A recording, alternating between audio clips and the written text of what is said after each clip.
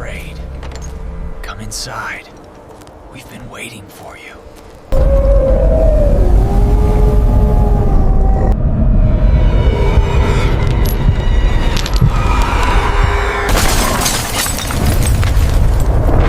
Hello everyone, and welcome back to Scary Dark Narrations. Tonight, we're hitting the open road for a chilling journey across America through highways where the night never ends, and through forgotten back roads that hide stories most travelers never live to tell. In this episode, we'll explore 7 of the most disturbing true road trip horror stories ever recorded, each one more unsettling than the last.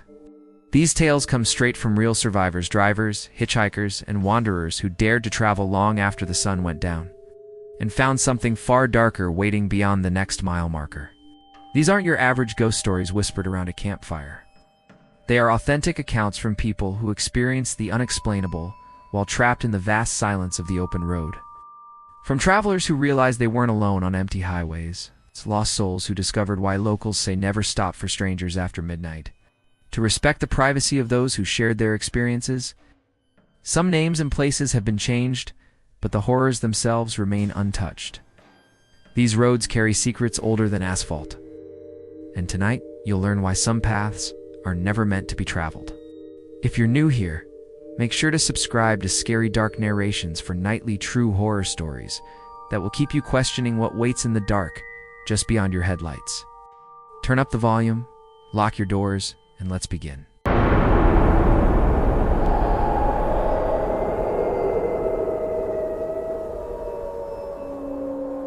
The air that morning carried the kind of stillness that makes you hesitate before breathing too deep, like the world itself was waiting for something to happen.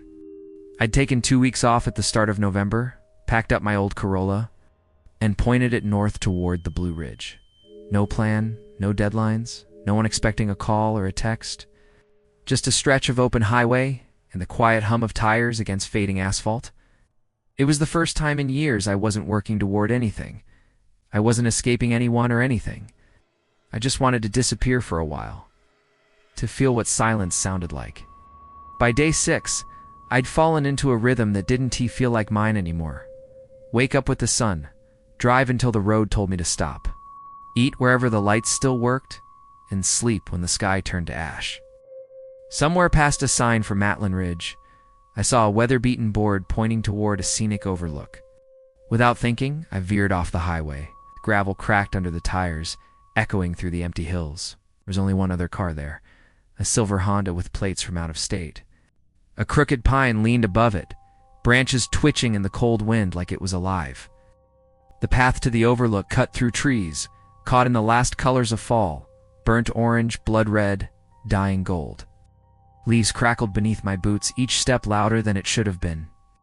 There were no signs, no railings, just a stone wall waiting at the end, perched above a gorge that vanished into blue mist.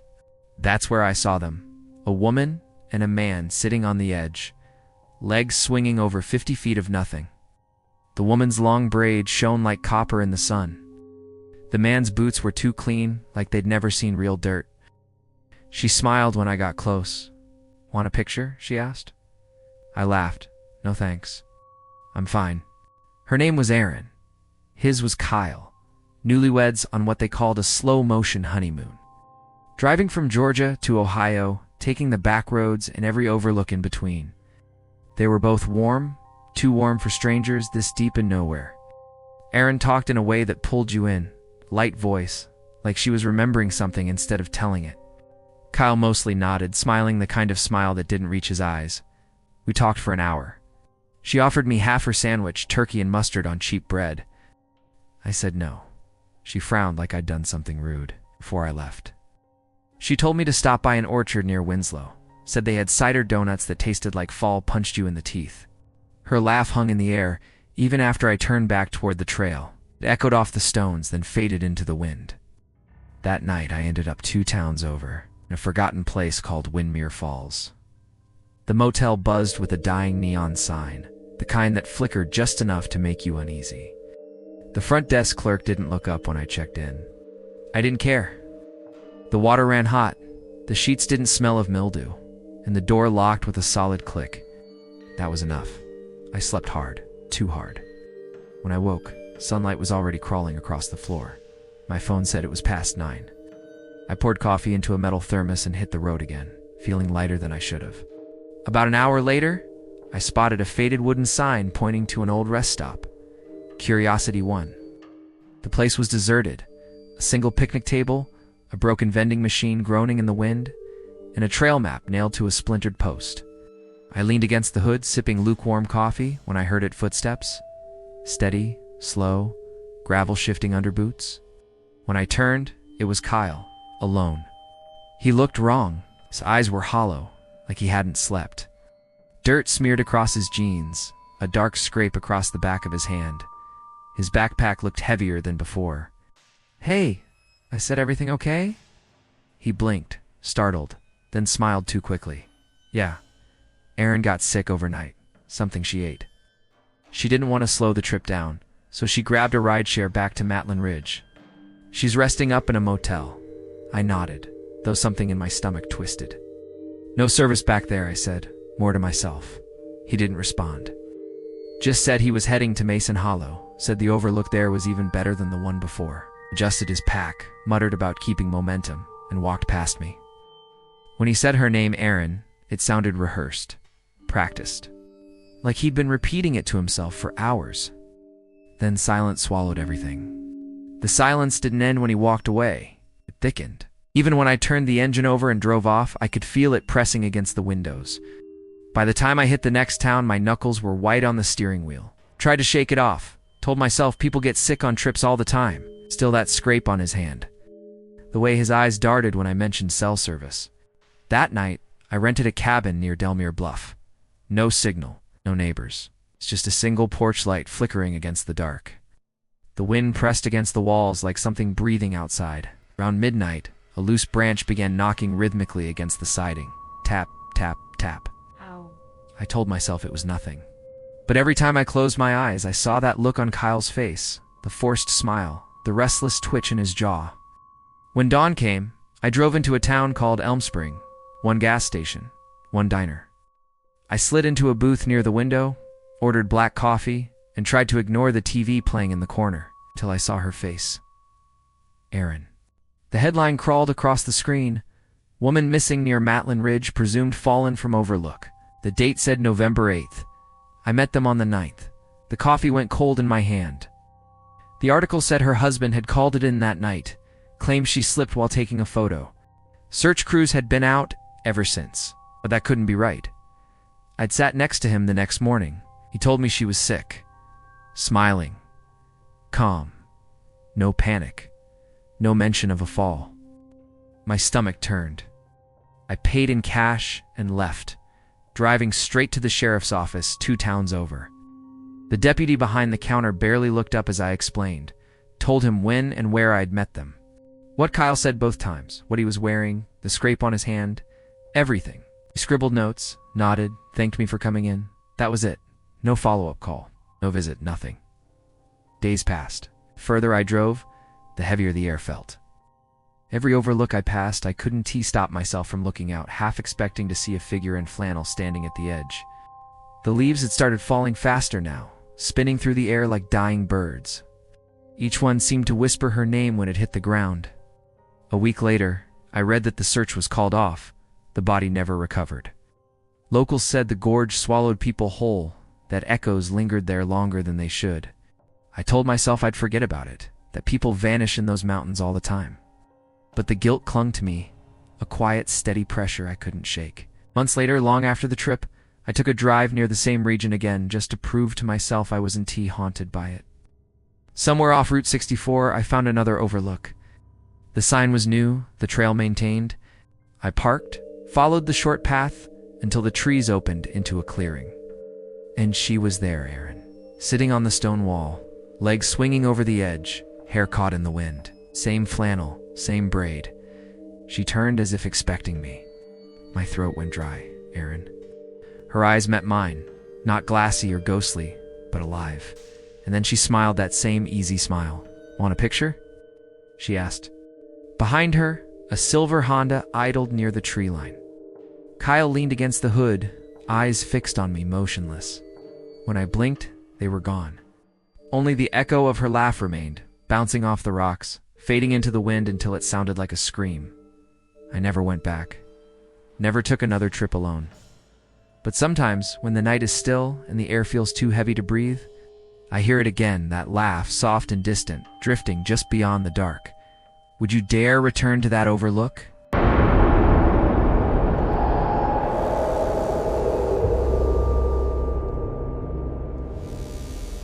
The air smelled like damp pine and rust when I left Crenshaw for good.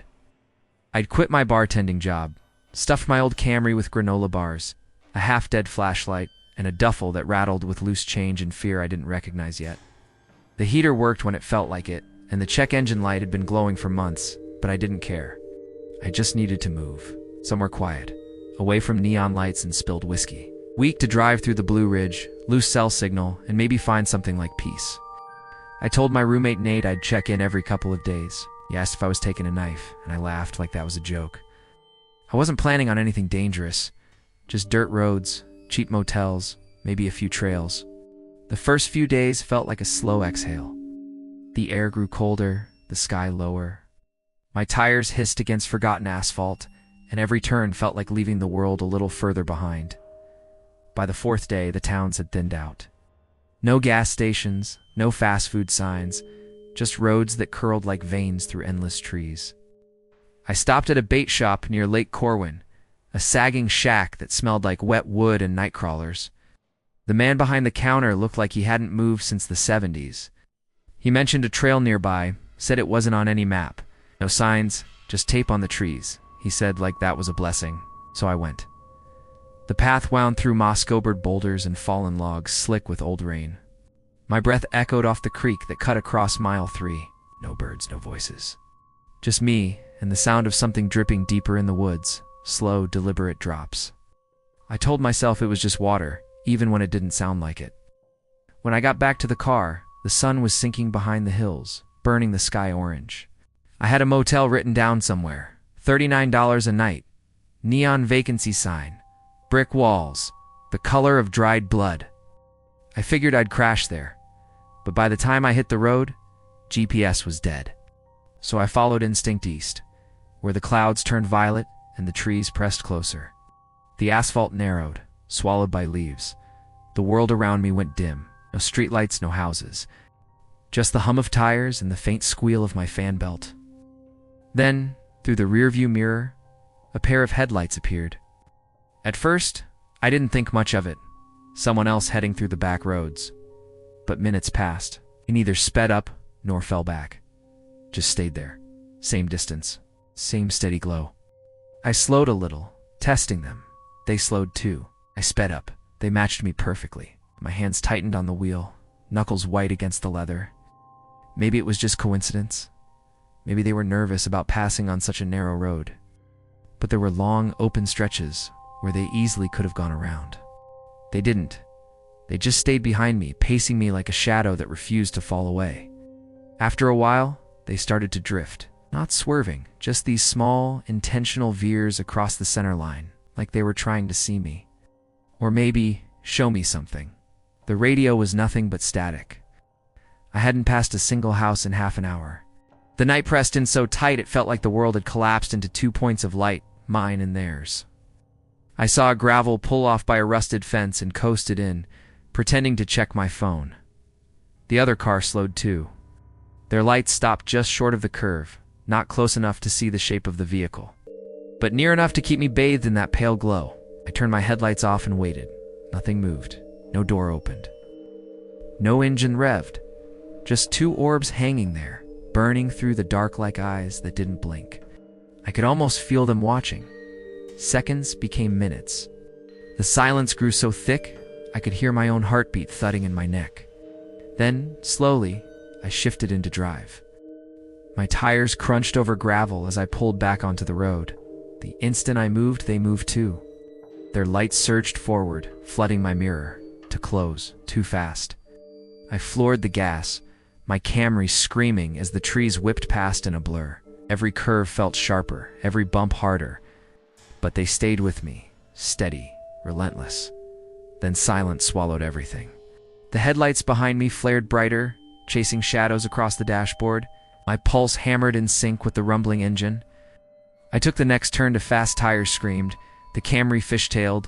Gravel spat from beneath me, but I kept going. The lights behind didn't falter. They followed. I veered onto a dirt road without thinking. Branches scraped along the sides like claws dragging across metal. The forest seemed to close in, tunnel-like, swallowing any hint of moonlight. My hands trembled on the wheel. I could taste copper, fear, sharp and electric on my tongue. They stayed right behind me, same distance. Same unnatural calm. I tried looping back, cutting through side paths that barely existed, but no matter what I did, they were there. Always there. Like the road itself was folding me back into their path. My mind spiraled. Maybe it was a game. Maybe they wanted me to crash. Or maybe there wasn't a car at all. Just light. Something that looked like headlights but wasn't. Then I saw a sign through the trees, Route 62. My breath caught. A paved road, civilization. I tore onto it, skidding, the tires shrieking as I fought for traction, and for a moment, I thought I lost them. But when I looked again, there they were, still behind me. No weaving now, no tailgating, just calmly cruising as though nothing had happened. The normalcy of it twisted my stomach. It was worse than the chase. It's that eerie, deliberate restraint, like they wanted me to relax, to let my guard down. Then the road opened to a small lot, a boarded-up gas station, its sign half-hanging, rusted pumps bleeding rainwater. I yanked the wheel hard and dove behind the building, heart pounding in my throat. Killed the lights. Killed the engine. Sat in the dark with my hand frozen on the key. The world went still. 10 seconds later, the car passed. The lights drifted by, ghostly and smooth. No hesitation, no slowing, just gone. I waited. Minute. 5, 10. The quiet pressed so deep into my skull that when I finally turned the ignition again, the sound made me flinch. I crept back onto the road with my headlights off. The forest blurred by in skeletal flashes until finally I saw a light, a gas station, a town sign, Bellevue. I pulled under a street lamp outside a dollar market and parked. The hum of that fluorescent glow felt like salvation. I locked the door, zipped my jacket up, and fell asleep with one hand still on the wheel. When dawn broke, everything looked ordinary again. The road, the cars, the people, nothing waiting in the mirror. I checked into a motel, the same one from my napkin notes, and slept through most of the day. But when night came, I couldn't stop watching the window.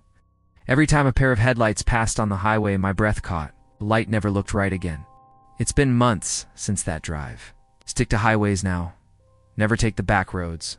Never hike alone. Yet some nights, when I'm driving home from a late shift, I see them again, distant, faint, matching my speed. I tell myself it's nothing, just coincidence, just memory. But sometimes, the lights flicker and I swear they blink back. Would you dare return to that road? Watching you in the mist. The air that night carried a strange weight, cool, sharp, almost metallic, like the world was holding its breath. The leaves in the mountains had just begun to change, bleeding into shades of amber and red that glowed in the fading light. I remember thinking it was too beautiful to waste indoors. So I packed the essentials: a sleeping bag, 2 flannel shirts, some granola, and an old multi-tool I'd carried since high school. No plan, no route. Just my Subaru and the road stretching south. It felt freeing, like I was driving straight out of my own routine and into something purer. I wanted silence, real silence, the kind that swallows your thoughts whole. By the 3rd day, I was deep in Southern Virginia, winding through quiet mountain towns that looked untouched by time. Antique stores, rusted gas pumps, wooden churches, everything had that faded, still quality, like a photograph left too long in the sun. Nate had once told me about a forgotten stretch of the Blue Ridge Parkway, a pocket that fell off the map, he'd said. It supposedly curled through thick woods, dipping into valleys where the air never seemed to move. I didn't know if I'd found the same one, but when I turned onto that narrow, unmarked road, something in my gut told me I had. The canopy swallowed me whole, trees pressed in from both sides, their branches stitching together above like black ribs against a dying sky. The light turned syrupy, orange melting into gold, then into a dim, uneasy gray. Drove for nearly an hour without seeing another car. No signs, no fences, just that winding ribbon of asphalt cutting through endless forest. It was the kind of isolation I thought I wanted until I had it. There's a difference between being alone and being unseen. The road made sure I understood that.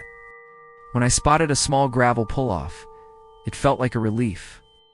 It was owned to official, just a loop of crushed stone and a scorched fire ring in the middle. Still, it looked used. Safe enough, I told myself. I parked, stretched, and spread my tarp beside the car. The sun sank faster than I expected, and with it came that mountain cold, quick, biting, alive. I zipped into my bag, layered both flannels, and lay there watching the treetops fade into silhouettes. 3 cars passed after dark, each one slicing through the silence with its headlights. Brief, glowing ghosts that vanished as fast as they came. Then nothing.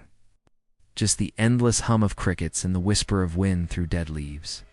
Sometime later, I woke to a sound that didn't belong. Tires crunching on gravel, and my heart thudded once, hard. Headlights swept across the trees, slicing the darkness open, then disappeared.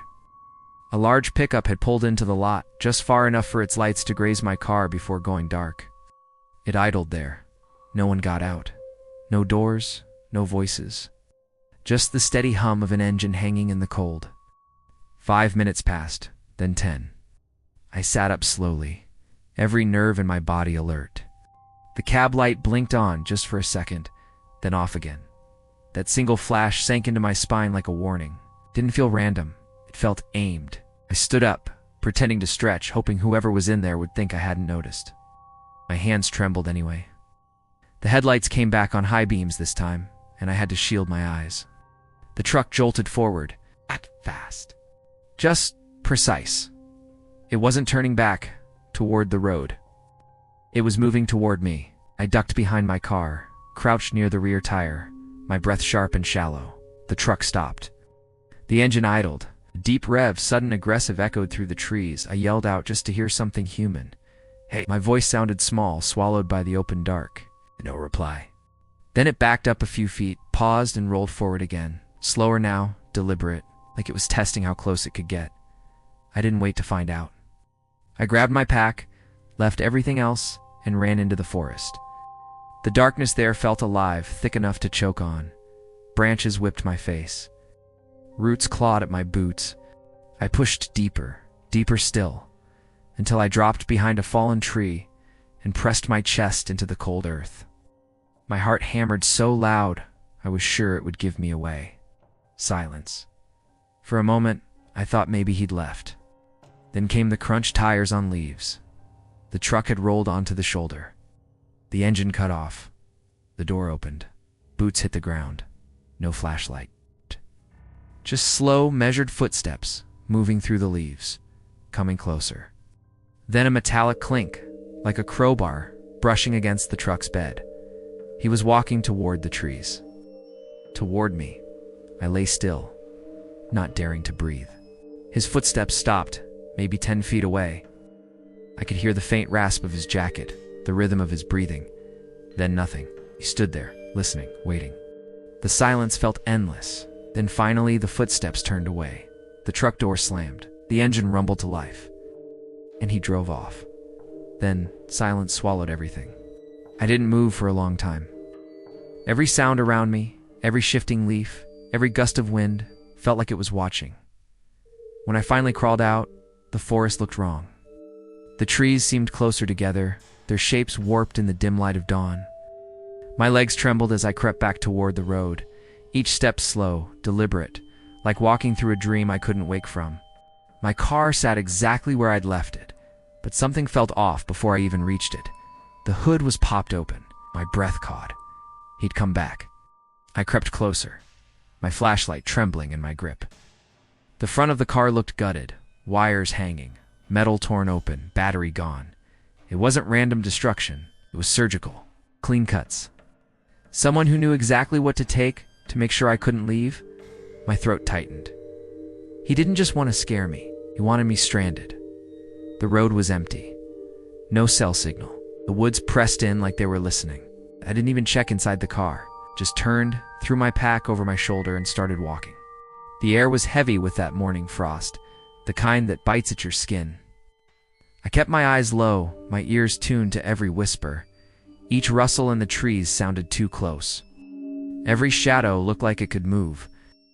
After maybe 2 miles, I saw a light through the trees, pale, warm, flickering. A small white church stood there, paint peeling, cross crooked on the roof.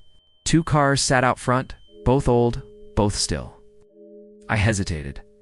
The place looked abandoned, but I had no choice. I knocked on the back door. It opened almost instantly.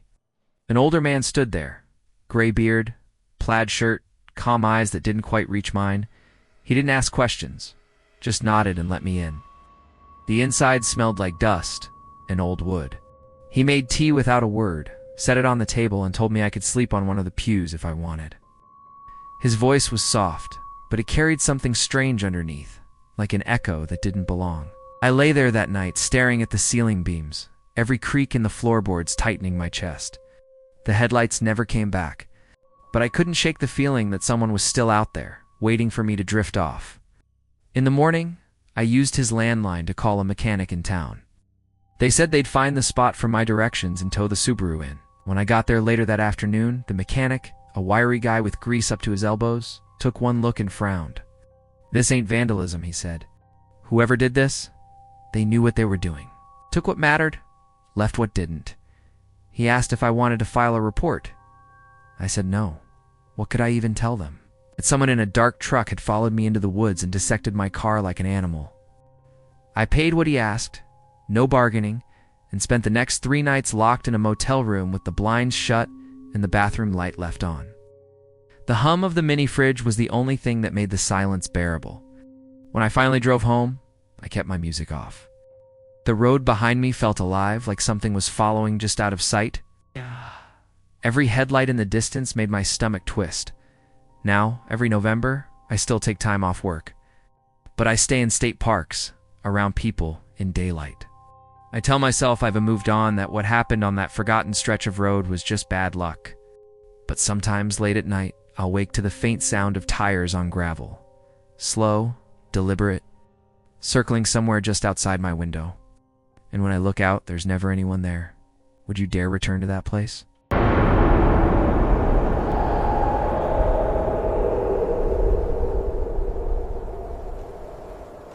The first thing I remember is the sound of Clay's old sedan at suspension groaning every time it turned a corner, as if the car itself didn't want to go where we were headed.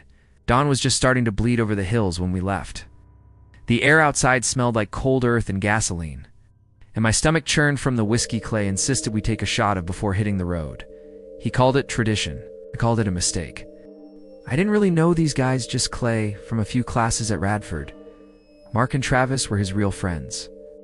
I was the extra seat filler. The fourth body tagging along for what Clay promised was a quiet weekend off the grid. The drive wound deep into the Virginia mountains, twisting tighter and tighter until cell service dropped away completely. We passed through towns that looked half-dead, porches sagging, signs rusted, windows clouded with years of neglect. Fall had turned everything into a painting, leaves blazing orange and red. But even that beauty felt. The air was thinner up here, sharper. I kept my eyes on the trees, watching them blur past, each one seeming a little too still. Clay turned off the main road mid-afternoon, claiming he knew a shortcut to a more authentic campsite. The road was little more than a scar of mud and roots. The sedan rattled so hard that Mark started cursing under his breath. Travis just grinned, cigarette hanging from his lips as if daring the car to fall apart. When we finally stopped, we were in a slanted clearing surrounded by pines that stood too close together. A creek whispered somewhere nearby, though I couldn't see it. The quiet pressed against my ears. We set up camp, opened a few beers, and tried to light a fire. The flames refused to catch at first, flickering weakly in the heavy air. When they finally steadied, we sat around it, talking about nothing classes, girls, cheap whiskey. Travis dared Mark to walk into the woods blindfolded. Mark told him to screw off. Clay laughed and said he saw a deer out there earlier. Said its eyes looked too human. We all laughed. Two, because that's what you do when someone says something that makes your skin crawl. That night I couldn't sleep. The forest sounded wrong, no crickets, no rustling, no wind. Just the occasional scrape against my tent, like a branch dragging slowly across the fabric. Once, I heard a faint snap, close enough that I held my breath for a full minute. I told myself it was an animal, probably a raccoon. Probably the morning brought no peace. Clay led us higher into the hills, chasing a trail he swore he'd found before. It was barely there, swallowed by overgrowth and sloping up toward a jagged ridge. When we reached the top, the view should have been stunning, but the silence was so absolute it felt like my ears had stopped working. Clay kicked a rock over the edge. We all waited to hear it hit something below water, stone, anything. Nothing came. The sound just never happened. As we made our way down, Travis tripped over a root and slammed his hand on a rock. Blood pooled fast. He cursed and snapped at Mark for not warning him, then went quiet, staring at the gash like it wasn't real. Said he was done. Said we could keep playing campers if we wanted. But he was heading back down to walk it off. None of us stopped him. We thought he just needed to cool off. By dusk, he still hadn't returned. We called his name, circled the woods, found nothing. No footprints, no blood trail, not even the echo of our own shouts. The forest just swallowed the sound. When the fire finally burned down that night, we sat staring into the embers, no one speaking. The air had turned colder, heavier, like the world itself was holding its breath. Then, silence swallowed everything. Clay looked wrecked, by morning eyes sunken, face pale. He said he'd seen Travis return in the night. Said he woke up to the faint sound of the zipper on his tent being pulled, and when he looked, Travis was standing there, staring in. No movement, no words, just standing in the dark, eyes wide open. When Clay asked what the hell he was doing, Travis didn't answer, just turned and disappeared into the trees. Clay said he couldn't move, couldn't even yell, like something had pinned him down. We packed up fast. No one said the word leave, but it was in the air between us. The forest seemed to shift as we walked, paths splitting where none had been, landmarks vanishing. Even Clay, who swore he knew these woods, started second-guessing every turn. The car's headlights cut through endless rows of pines until finally the dirt road spat us out near a row of decrepit trailers. One of them had a light glowing faintly inside. Clay honked. "At!" No one came out. By nightfall, we were lost again. The road looped back on itself somehow, though Clay swore we hadn't turned. He finally killed the engine. The silence that followed was suffocating. Then came the tapping, soft at first, like fingers drumming the roof. One tap, two, then harder, faster. Clay froze, the keys trembling in his hand. Mark whispered, "What is that?" No one answered. I wanted to start the car, to do something, but when I turned the key, nothing happened. Dead battery. The tapping grew louder until it sounded like something crawling across the roof on all fours. We stayed like that all night, afraid to look up, afraid to speak. When dawn finally came, everything looked normal. No scratches, no dents, just a few pine needles scattered across the hood. Clay forced a laugh, said it was probably a raccoon. None of us laughed back. We eventually found a signal on a high ridge and called for help. Clay's brother drove up that afternoon and led us back down the mountain. No one mentioned Travis. When people asked what happened, we said he wandered off. That was true, technically, but it didn't explain the way the woods had swallowed him whole. Weeks later, back home in North Carolina, I was driving along an empty stretch of road just outside Monroe. It was dusk light, fading fast, the woods on either side stretching tall and black. That's when I saw him. Travis. His jacket was torn on the shoulder, the same tear from that day on the ridge. He was walking along the side of the road, head down, like he'd been walking for days. I slammed the brakes, jumped out, called his name, didn't stop, didn't even look up, just kept walking toward the trees. Froze, heart pounding so hard I thought it might crack my ribs. My voice caught in my throat. I should have followed him, should have done something, but I didn't. I got back in the car and drove away, gripping the wheel until my hands ached. Later, I told Clay what I'd seen. He stared at me for a long time, too long, then said quietly, "Yeah, I've seen him too." We never spoke again after that. Sometimes late at night, I dream I'm back on that ridge. I hear Travis whispering from the trees, calling my name, voice echoing from somewhere deep below the earth. I wake up drenched in sweat, the sound still ringing in my ears. And every time I drive through those mountains now, I glance at the woods and wonder if he's still out there, waiting for one of us to come back. Would you dare return to Silent Ridge? We're waiting for you. Come closer. Join us in the dark. The air that night had a taste metallic, faintly sweet, like rain about to fall on rusted metal.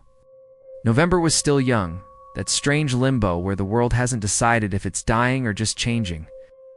Jason and I had been on the road for a week by then, somewhere south of nowhere, chasing distance more than direction.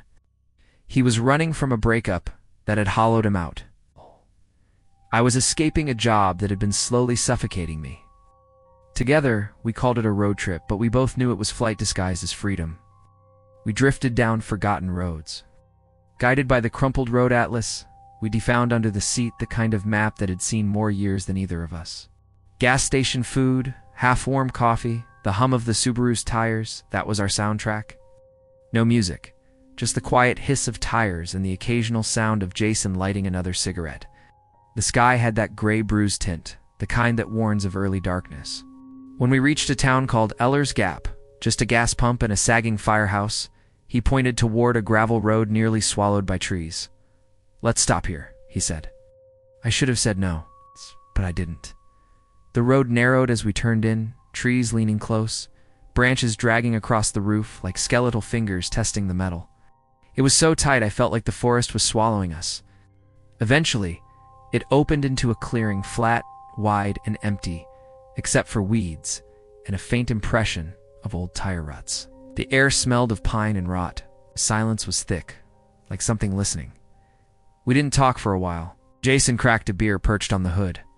I dug cold chicken out of the cooler. Above us, the stars were distant, blurred by low clouds that looked like smoke. He finally said these mountains don't feel right, like they stopped caring about people a long time ago. I tried to joke about it, but my voice felt small in that clearing. So we ate, tossed bones into the brush, and decided not to bother with the tent. He crawled into the back seat and passed out.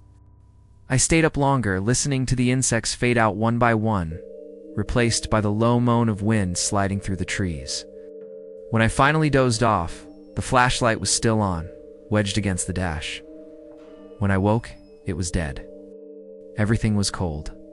Breath misted against the fogged windows. My phone wouldn't turn on, battery drained. I rubbed a patch clear on the glass, expecting the same still woods.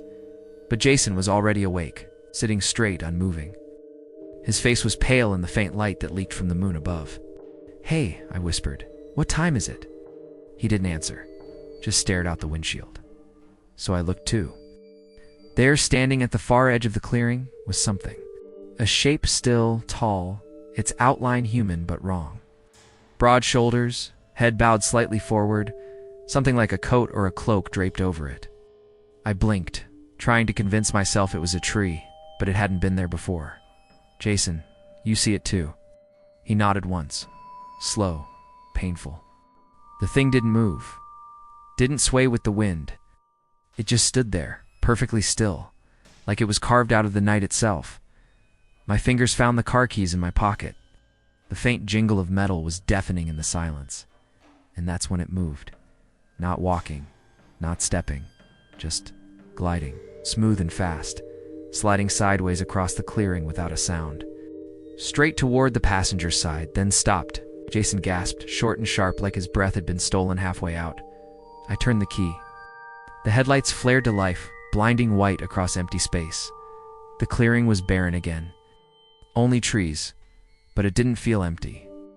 It felt like the darkness had remembered us. Jason's hands were trembling in his lap. "It was there," he muttered, voice cracked. "It was right there." I tried to laugh it off, but the sound died in my throat. Maybe a shadow or a fog." He didn't answer, just pointed slowly to the side mirror. Behind us, at the edge of the taillight glow, the shape was there again, unmoving, watching. My heart kicked hard against my ribs. I didn't think I slammed the car into reverse. Gravel exploded under the tires. Jason shouted my name. The car jolted violently, as if we'd hit something solid. I slammed the brakes, headlights cutting through swirling dust. Nothing, no body, no branch, just the forest. I shifted into drive and hit the gas, and the Subaru lunged forward, tires spitting gravel as we tore down the tunnel of trees. Branches lashed the windows like reaching arms, and for a second, I thought I heard something dragging behind us, scraping along the road. Then, silence swallowed everything. The silence didn't feel empty, pressed in, heavy and aware, as if the whole forest had turned its attention toward us. Didn't speak until we hit pavement again, headlights cutting through mist. My pulse finally slowed when I saw the faded highway sign for Route 17. I pulled into the first gas station. I saw a single pump beneath a flickering bulb. Jason said he needed to use the restroom. He was pale, jaw locked tight. I watched him go, terrified the door might never open again. But it did. He came back out looking hollow. Let's just find somewhere, with people. So we drove. 4 miles. Neither of us spoke.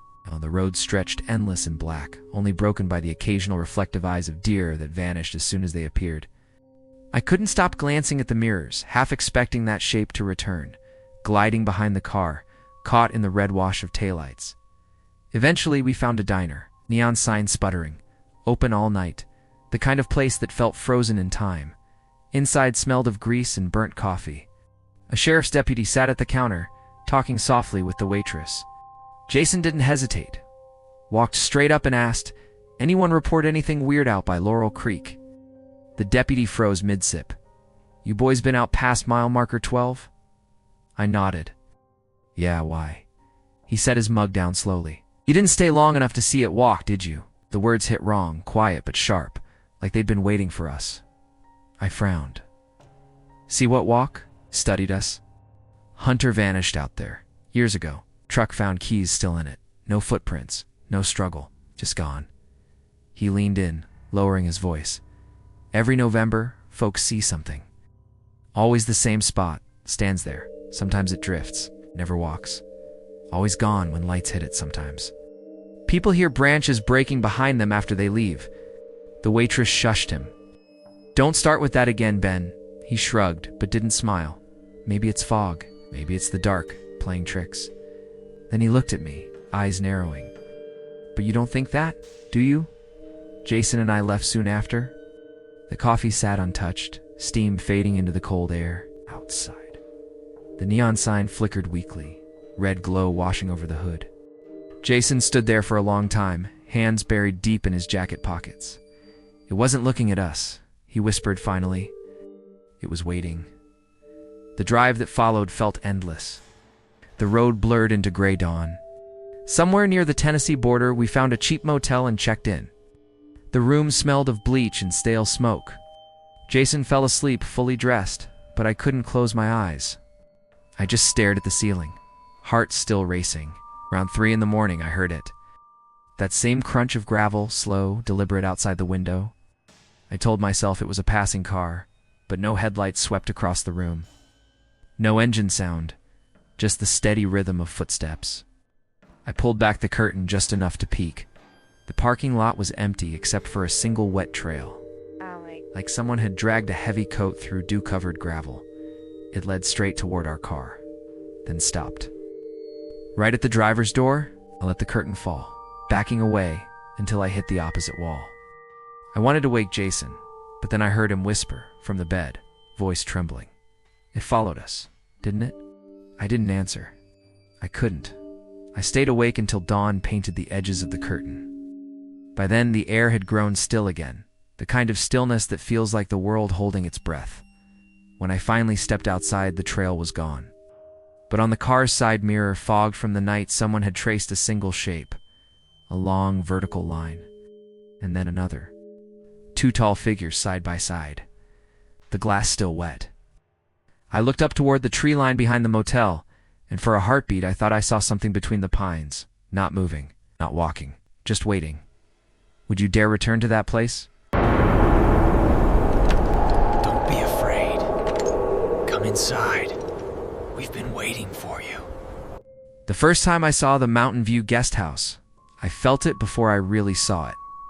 That faint tightening in my chest. like the air itself didn't want me there. The gravel road curved around the slope, and there it was, a yellow, sagging house crouched against the tree line. Windows dark, chimney strangled by vines. Claire smiled when she saw it. I tried to smile too, but the sound of gravel crunching under the tires made my stomach turn. It sounded too loud, like we were disturbing something that had been asleep for too long. We'd been dating 5 months, comfortable enough to share space, but still learning where silence fit between us. Claire had this strange fondness for November. She said it was the only month where the world stops lying. I never really got what she meant. But every time she said it, her eyes went distant, like she was remembering something she couldn't explain. So I planned this trip through the mountains. No set destination, just an escape. The kind where the road feels endless, and you start thinking the world might still be mysterious after all. The air that weekend carried that sharp, crisp bite that only lasts a few days a year. The trees looked a flame orange, red, and gold, flickering under a steel blue sky. We stopped for cider at a roadside farm, bought honey that leaked sticky sweetness across my glove box, and made up stories about the strangers we passed. Claire laughed a lot that day. She always laughed with her whole face, eyes closed, shoulders shaking. I wanted to trap that sound in a jar. By the time we reached the guest house, the sun had melted into the horizon. No sign out front, no cars in the lot, just a rusted mailbox with faded numbers. The silence there was dense, not peaceful, more like waiting. When I killed the engine, it was as if the sound got swallowed whole. The porch creaked under our boots. Faint chime rang as we opened the door, the kind you hear in old country stores, soft and tinny. Inside, it smelled of pine and something faintly metallic like old coins or rusted nails. The woman behind the desk looked older than the building itself. Her gray braid hung over a thick, hand-knit sweater, and her smile felt misplaced, like a photograph from another time. She didn't ask for names, just slid 2 tarnished brass keys toward us. "Room 3, she said, her voice almost a whisper. "Breakfast at 7, if you wake in time." Then she looked down at her book, her pen scratching softly. The hallway upstairs felt like the inside of a ship, narrow, slanted, claustrophobic. The air carried that faint cold dampness that seeps into old wood. Our door stuck a little at the bottom before giving way. The room was plain, but clean. One small bed, mismatched nightstands, a lamp with a green shade that flickered faintly when turned on. The floor dipped in the middle, like the house was slowly folding into itself. Claire said it felt cozy in a haunted kind of way. I laughed, pretending to agree, but I couldn't stop looking at the window. The glass was old, warped slightly, so the reflection of the trees outside shimmered and bent like they were moving, even when the wind had stopped. We didn't unpack much, just enough to find our toothbrushes.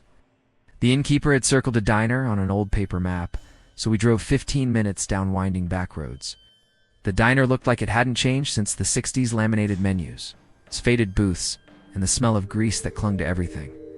Claire ordered pancakes for dinner. We talked nonsense. It felt normal again. For a little while, I forgot about the strange stillness of the guest house. When we returned, the building was pitch black. No porch light, no sound. I had to use my phone flashlight just to find the keyhole. The key turned with a stiff click that echoed through the empty halls. Inside, the air had changed. The pine scent was stronger, almost chemical now. I told myself it was just old varnish, but something in my chest whispered it wasn't. We climbed into bed around 11. The mattress was stiff, the sheets too cold. Claire curled against me, her breathing slow. I started to drift until the sound came. Creak, then another, not random, rhythmic. Step. Step. Pause. It was coming from the hallway. My eyes opened, adjusting to the dark. Claire's eyes were open too, staring at the ceiling. We didn't move. The sound grew closer, slow, deliberate. Boards groaned under invisible weight. Then, silence. It stopped right outside our door. No shadow under the gap. No breath, no knock. Just that crushing stillness pressing inward. I could feel my heartbeat in my throat. After what felt like minutes, the steps resumed softly, retreating down the hall. Claire whispered, "Did they stop?" I nodded, though I wasn't sure. We lay there half awake, half praying it was nothing. Around 4 a.m., A loud thump jolted us both upright. Claire clutched my arm. "Someone's upstairs," she said. But we were on the top floor. Then silence swallowed everything. When dawn finally came, I felt relief brief, fragile. The kind that cracks if you breathe too loud. 6:30 I told Claire we were leaving. No debate, no questions. We packed in silence. Every sound exaggerated: the rustle of fabric, the click of zippers, the muted thud of shoes on the warped floorboards. But when I opened the door, my throat went dry. There was a footprint. A single, wet, bare footprint on the carpet right outside our room. No trail leading away. No source. Just one perfect imprint, glistening slightly in the dim light. The carpet around it was bone dry. Claire saw it too. Her face drained of color, lips trembling, but she said nothing. We hurried down the stairs. The front door was ajar, just enough to let in the freezing air. Swear we locked it. Outside, the frost on the car windshield looked like veins spreading across glass. I brushed it away and caught something pressed against the driver's side window, a cluster of dead leaves, stuck tight as if glued there. For a moment I thought I saw fingerprints beneath them. We didn't speak until we were 10 miles away. Claire's voice finally broke the silence. "Do you think anyone else was staying there?" she asked quietly. "No," I said. "No one." She nodded once, slow, as if that answer made everything make sense. Later that afternoon, while we stopped for gas, my phone buzzed. A local number. I didn't answer. No voicemail followed. When I checked the call log later that night, it had vanished, no record at all.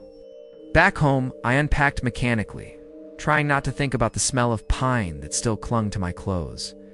That's when I saw a tat at the bottom of my bag, under the folded hoodie. A brass key. Room 3. I was sure I'd left it on the nightstand. Claire said she'd left hers in the door. I felt a chill crawl down my spine as I turned the key in my hand. The tag was damp, cold, like it had just been outside. The next morning, I mailed it back to the address on the guest house's old website. 2 weeks passed before the envelope returned to sender, stamped in thick red ink. That didn't make sense. The address was right there, clear as day. God. I tried to check the site again, but it was gone. Not offline, not broken, just gone. Like it had never existed. That night, sleep didn't come easy. Every creak in my apartment felt like footsteps in that narrow hallway. Around 2 a.m., I heard a soft chime, just like the one at the inn's front door. I sat up, heart hammering. The sound came again, faint but distinct. Ching. Ching. I turned toward the window. A faint mist had gathered outside, curling against the glass-like breath. My reflection wavered in for half a second. I saw her. The innkeeper standing behind me in the reflection, her gray braid draped over that same heavy sweater, eyes fixed right on me. When I turned around, nothing. The air smelled like pine. I sat there until sunrise, gripping that returned envelope, its edges damp from my sweating hands. I could almost feel the weight of the key through it. The faint metallic chill seeped through the paper, pressing into my palm. The phone rang once. Local number again. I didn't move. Didn't breathe. The ring cut off mid-tone, leaving behind an echo that shouldn't have been there. A low, drawn-out hum that vibrated in the air, like someone breathing right beside me. Then 3 faint knocks. Not on the door. On the floor. Under the bed. I froze, every muscle locked. The air thickened, heavy with that same sharp pine scent. My heart pounded so loud I almost missed it. One final sound, soft and deliberate. The whisper of a woman's voice, right next to my ear. Room 3. Would you dare return to this place?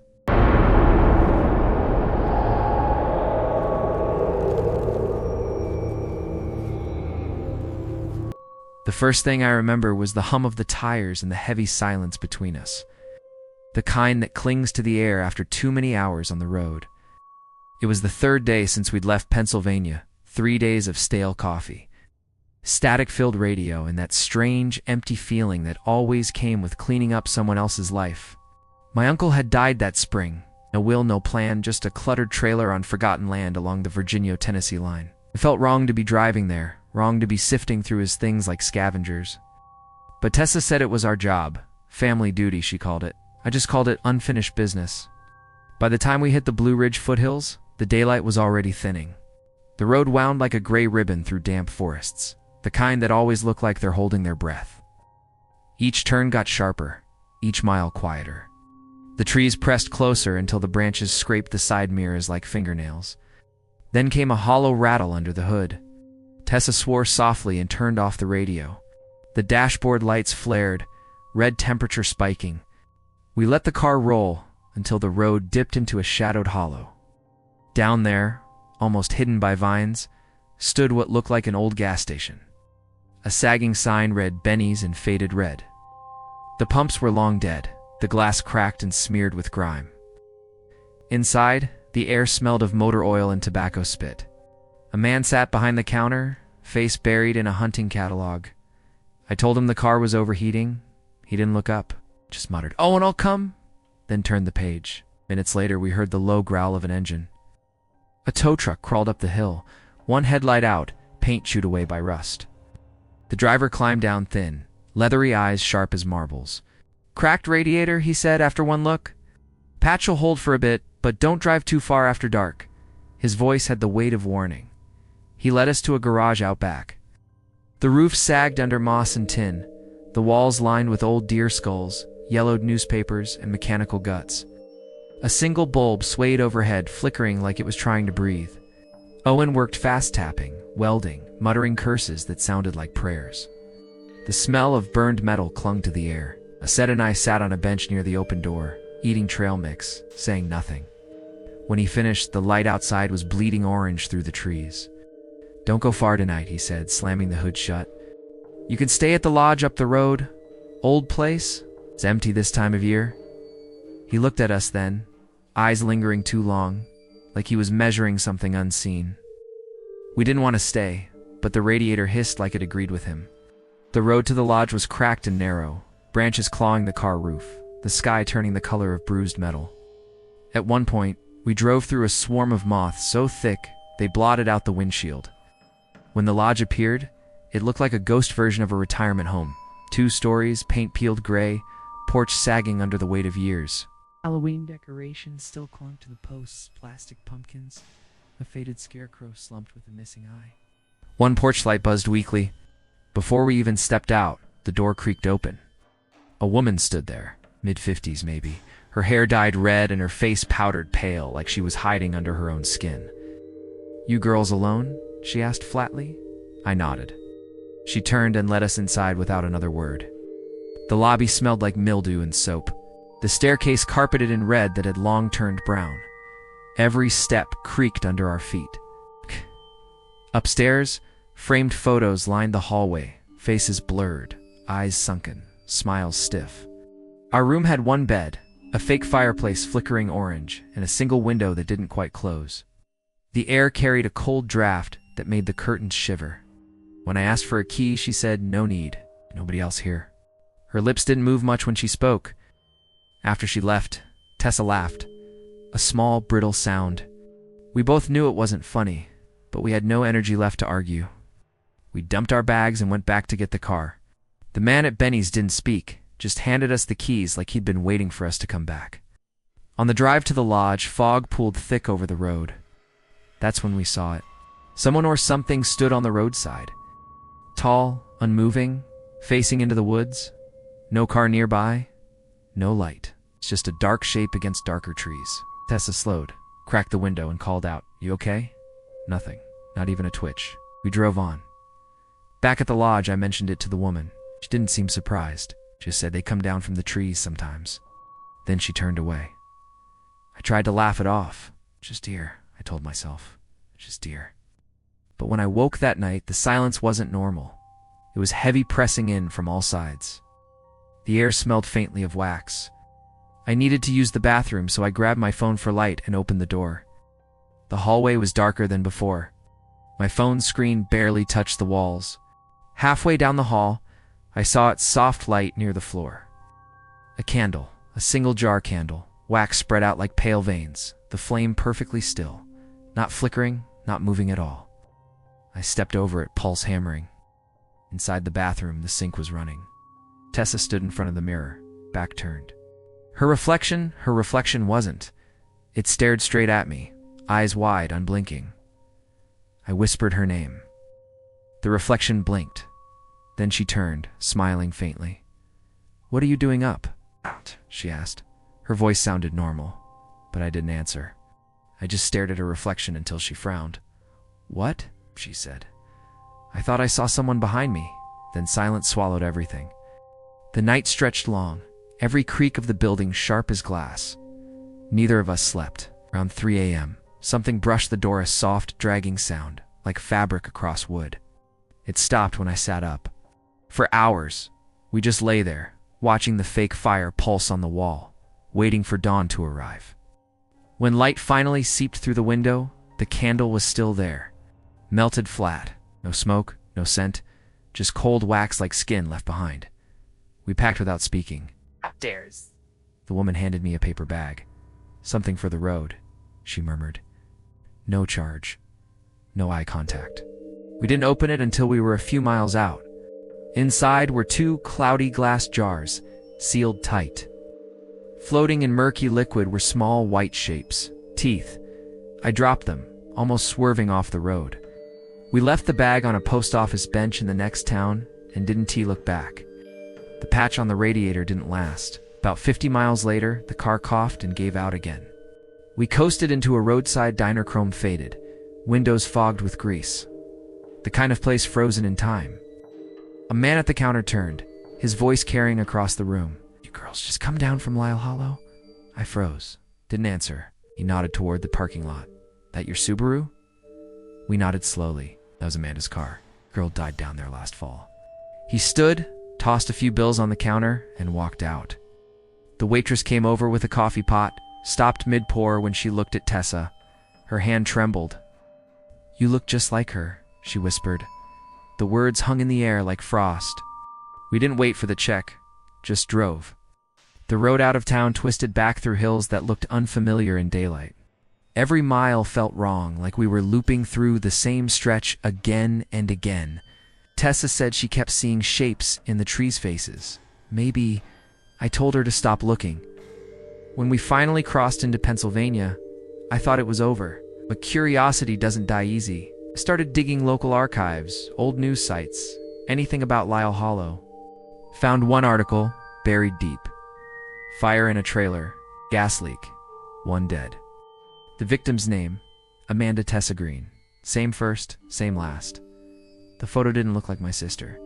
Different hair, different face. But it didn't matter. The name was the same. The town was the same. The car was the same. For weeks after, the Subaru sat in the driveway, radiator busted again, smelling faintly of something burnt.